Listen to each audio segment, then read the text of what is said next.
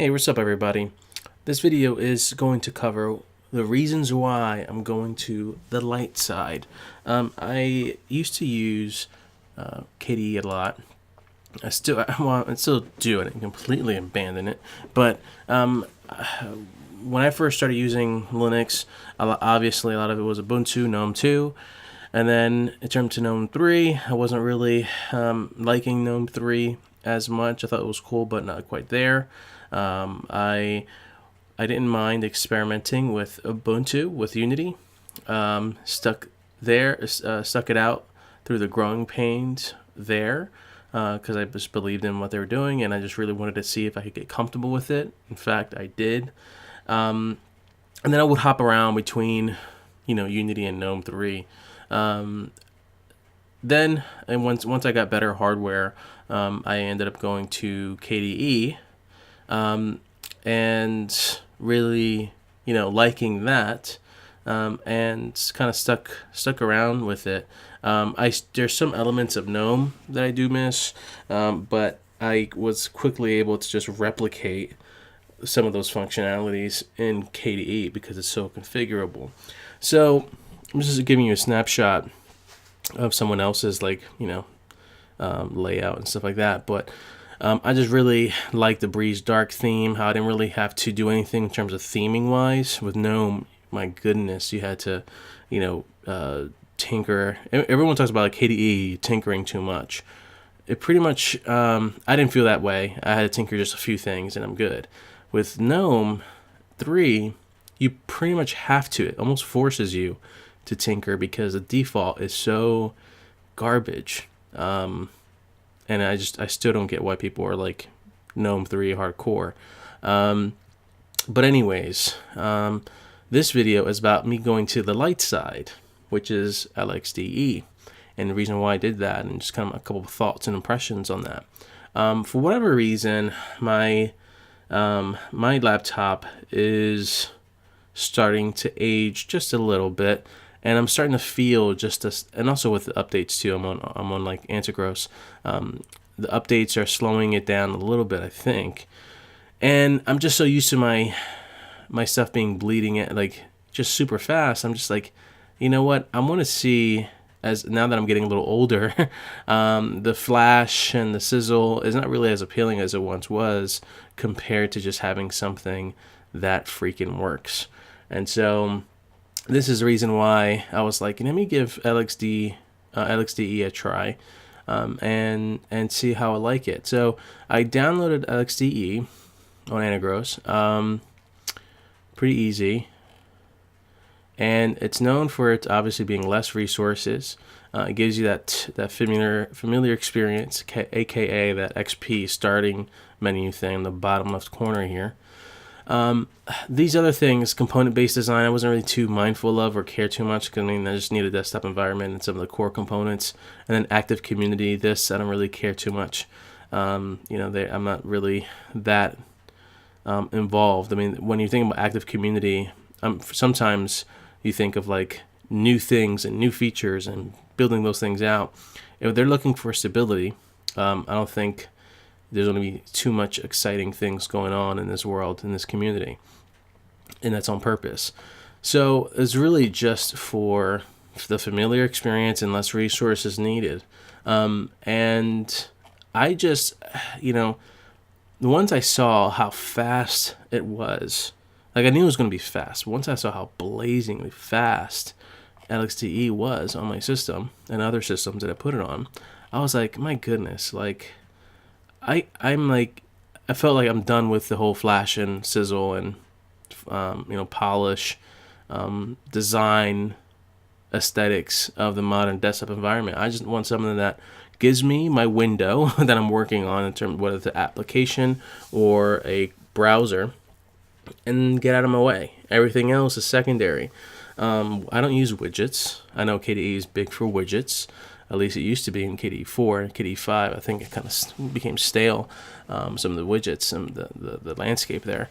But I wasn't really keen on all the other elements, wobbly windows and all those things. Of course, I have that, but, it's really all secondary stuff. So I decided to say, if I can get this from my desktop environment, what other apps can I get this from? And man, I spent a bunch of time on different email environments. I mean, email clients, and did it took a little bit to kind of get used to and tinker a little bit with this, because we've been spoiled by like cloud software like Gmail, where everything's set up for you and you don't really do too much. But once I messed around with this and got this going, it really feels so great.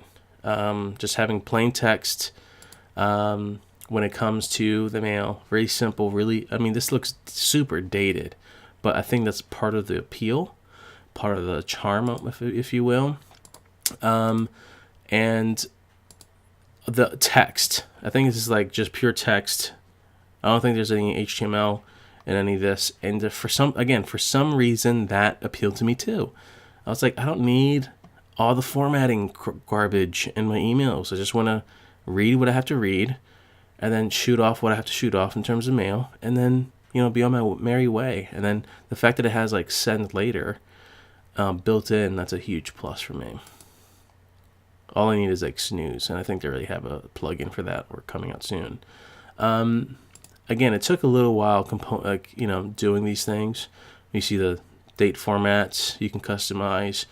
Also, when it comes to writing, it drops it below the email. I had to change it to go on top. So your replies and starts at the top of the message. I had to do some stuff with the signatures, create a text file to pull from that had my signature. Nothing crazy hard, obviously, but just, again, things that you wouldn't have to do in that way otherwise. So again, pushing through that, which is nothing much to push through at all. I just love having something that's super fast. The only annoying part was, because I wanted speed, I didn't want to deal with IMAP. Having it check the server and then pushing it down every single time, and sometimes it would hang a little bit. So I was like, I know it's kind of a little dated to use POP3, but that's what I ended up using. I still keep things on the server. I don't really, have it removed from the server. I still want copies on my server there, but POP3 is just having it all right there, boom, instant, pops up. I just love that. So so right now I'm using Clause, and I am bouncing around between Gmail and online, and then also Mailspring. I'm cycling between the three because it's been so busy. I haven't really downloaded my address book and imported in Clause yet, and all those things. And also testing around Mailspring too, to see how on par it can be. Despite its huge improvements, with Mailspring, let's pull that up. It's still an Electron app, and while you sometimes forget it is, when it comes to navigating the windows, especially when it comes to I'm gonna zoom in here. When it comes to like trying to delete or archive something, or switching the emails and hopping around a little bit, there's still a delay. There's still a delay that I feel, and I just can't get over that. That's really hard to forgive, despite all the bells and whistles it has. But again, sometimes there's a new update I gotta try out for Mailspring, and maybe they got even leaner, and maybe it's fixed. But this is the I think this is going to be, aside from the Electron part, in terms of the functionality and layout, I think Mailspring is going to be able to take over Thunderbird. At least it should. Thunderbird is just dying a slow death, and I've had some issues with Thunderbird too. That's so annoying. Like just stupid things, like when I boot up Mailspring, it will mess the dates up. So I have to like click on the dates to make sure I get it like the latest first, last received first, and then it's just stupid things I have to deal with there. The calendar, lightning calendar plugin just stopped working randomly, skipped a couple versions. Like, that's just nonsense to me. So claws so far is I'm using that and bouncing between the different ones, testing it out. Now for web browsers, man, Qupzilla, which is now Falcon because it's a KDE project now. How great is Qupzilla?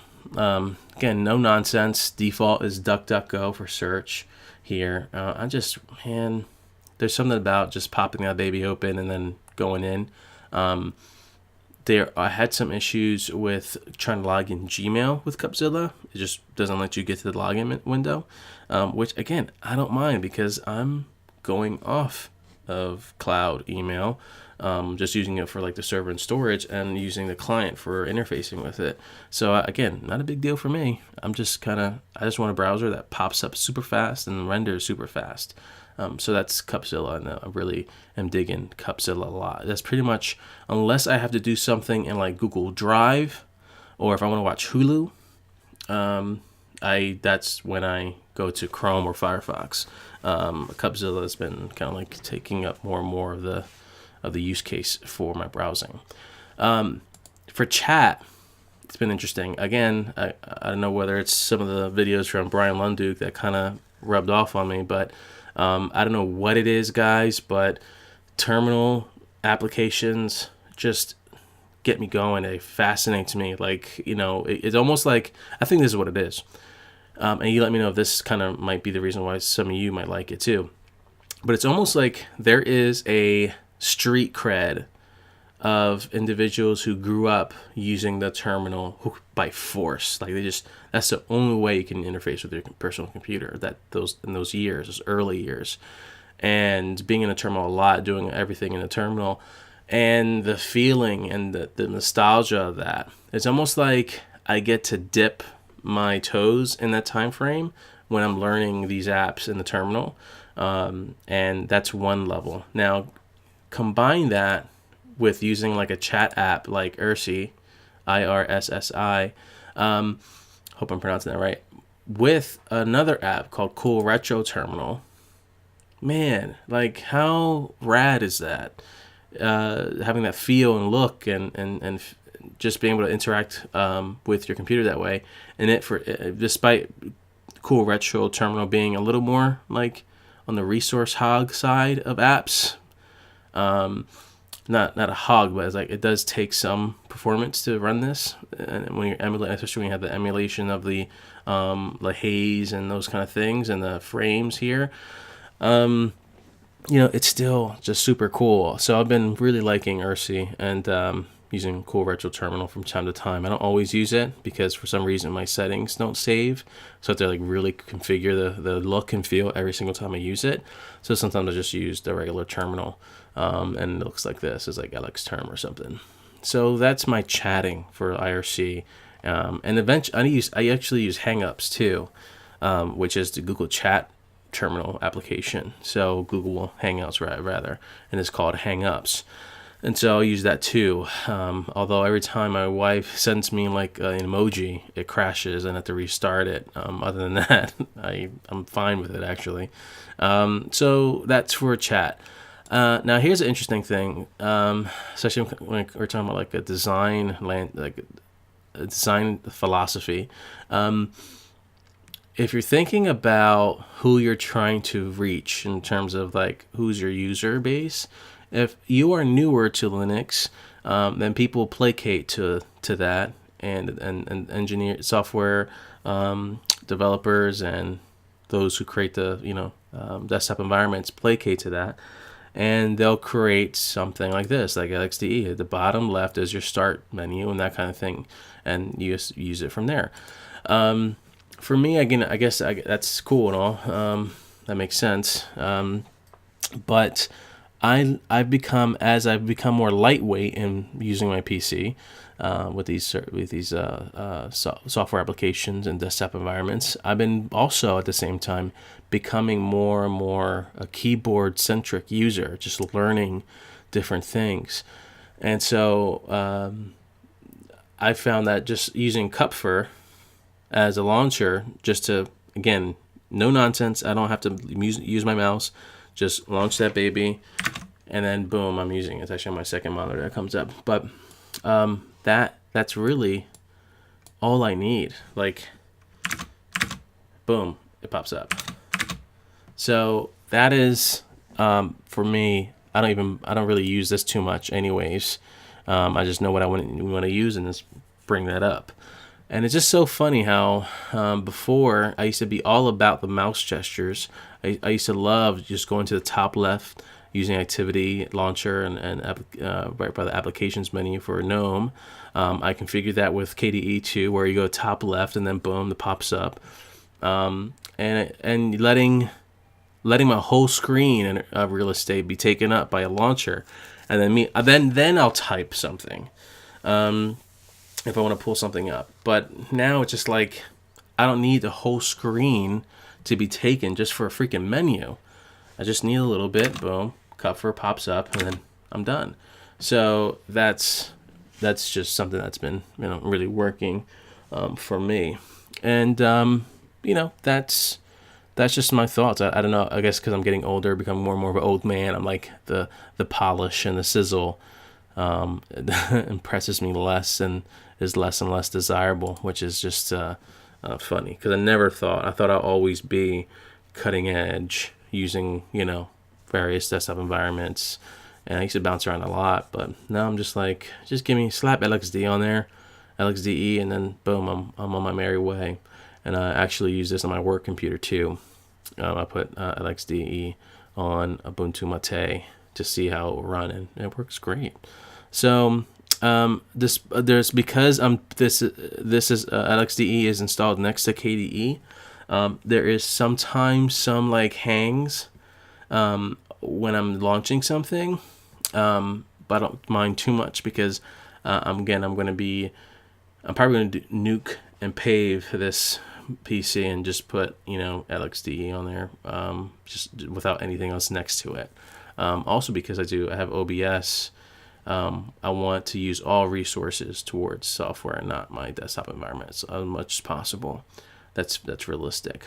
I did, just for like a honorable mention, OpenBox was like a consideration for a second, but I didn't want to have to figure out the whole menu system and how to map my applications that I know I have installed with the OpenBox menu.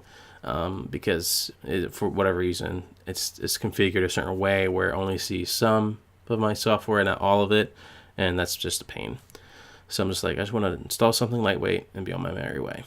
Well, that's it for now. Just hope you enjoyed this video, and let me know for you. Do you find yourself questioning, the cutting edge, latest and greatest desktop environments and experimentation like Elementary OS? Most Linux innovators, quote unquote, using that word lightly, but most of them, they tend to, borrow from Windows in terms of trying to gain the new newbies to their distro, whereas Elementary OS is kind of borrowing from Mac in their design aesthetics. And so, does that for you, is that getting old for you? Or do you find yourself just really bouncing around and really appreciating the diversity of what's going on out there?